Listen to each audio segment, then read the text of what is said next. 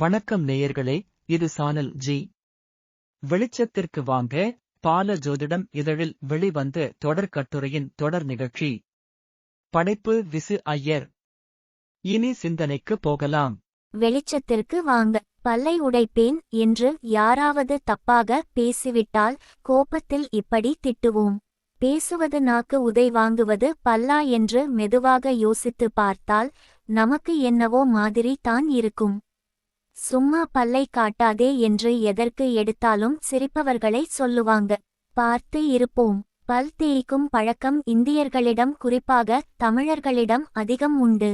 தமிழ் அல்லாத வேறு சில மாநிலங்களில் வாய் நிறைய பீடாவை போட்டு குதப்பிக் கொண்டு வெள்ளை நிறம் ஒருபோதும் தெரியாதபடி சிவப்பு நிறமாகவே வைத்து இருப்பார்கள். அதெல்லாம் சரி, இந்த பல் எலும்பா சதையா என்று கேட்டால் யோசிக்க வேண்டிய விஷயம் தான் என சொல்லத் தோன்றும். சின்ன வயதில் பால்பல் விழுவதும் மீண்டும் முளைப்பதும் குழந்தை வளர்ப்பில் ஒரு அம்சம்தான். வயதான பிறகு விழும் பற்கள் தான் மீண்டும் இயற்கையாக முளைப்பது இல்லை, செயற்கையாக முளைத்து வாங்கி விடுகிறோம்.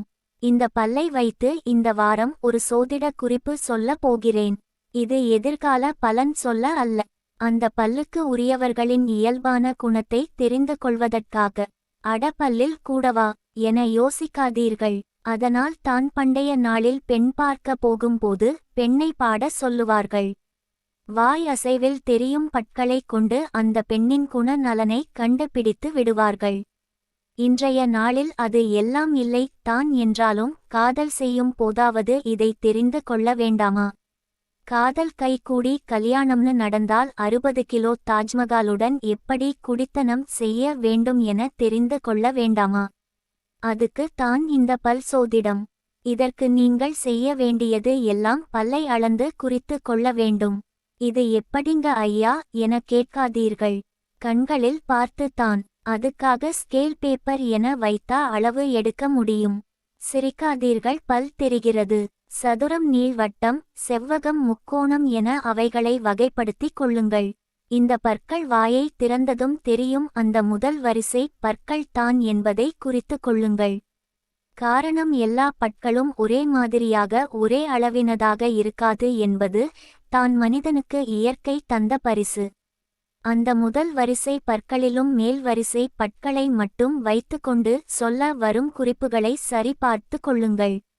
பல் செவ்வாய் என்பதால் மேல் செவ்வாய் கீழ் செவ்வாய் என்பது போல புரிந்து கொள்ளுங்கள். கைரேகை சோதிடத்திலும் செவ்வாய் ரேகை, மார்ஷ் லைன், மேல் செவ்வாய் கீழ் செவ்வாய் என சொல்லுவார்கள். இது பயண ரேகைக்கு பக்கத்தில் இருக்கும்.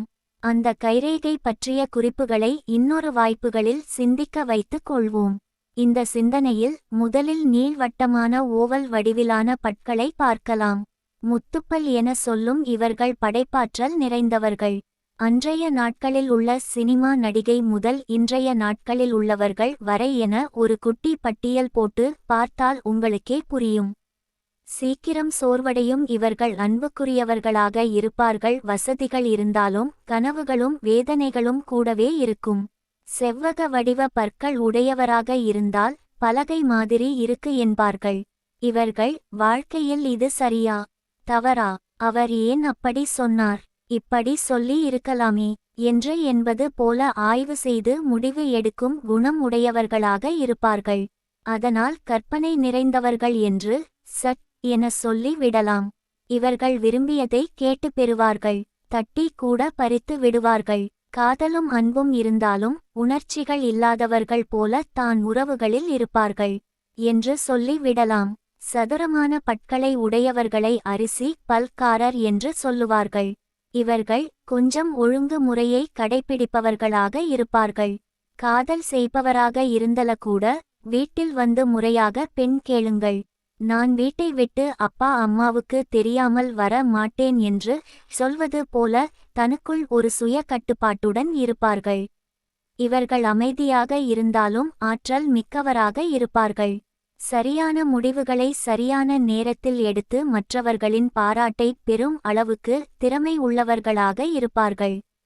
அதனால் தான் இவர்கள் பெரும்பாலும் அலுவலகத்தில் நிர்வாக பொறுப்பில் இருப்பார்கள். இருந்தாலும் அன்பானவர்கள், கண்டிப்பனவர்களாக இருப்பார்கள்.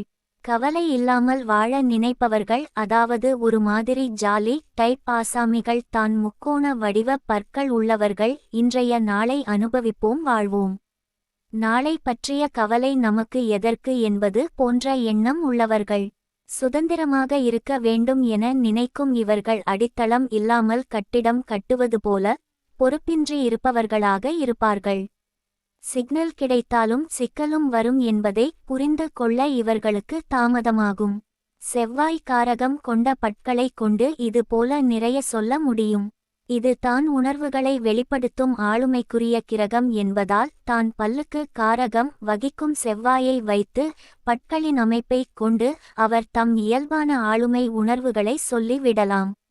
மனித இனத்திற்கு மறைந்து வளர்ந்து மாறுபடுவது செவ்வாய் காரகம் வகிக்கும் பற்களும் கேது காரகம் வகிக்கும் முடியும் தான். இந்த இரண்டில் தான் பெண்கள் மட்டுமல்ல ஆண்களும் கவனமாக இருப்பார்கள்.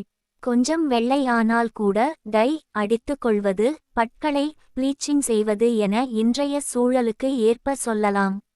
அங்க வித்யா என்ற சாஸ்திர முறைப்படி சோதிட சிந்தனைகளை சேர்த்து சொன்னால் ஜாதகத்தை பார்த்து அவரது குண அமைப்புகளை சொல்லி விடலாம் என்றால் ஆச்சரியமாக தானே இருக்கும். சரி, உங்கள் பல்லை காட்டுங்க. He he. நல்லதே நினைப்போம், நல்லதே நடக்கும். விசு ஐயர். விசு ஐயர் புத்தகங்கள் அமேசானில் படிக்க கிடைக்கும். மின்னூலகத்தில் பதிவிறக்கிக் கொள்ளலாம். ஆடியோ புத்தகமாக பாட்காஸ்டில் கேட்கலாம். உங்கள் சானல் ஜியில் தினம் ஒரு நிகழ்ச்சி ஒளிபரப்பாகி வருகிறது. உங்கள் கருத்துக்களை எழுதி அனுப்ப வேண்டிய முகவரி podcast.channelg@gmail.com.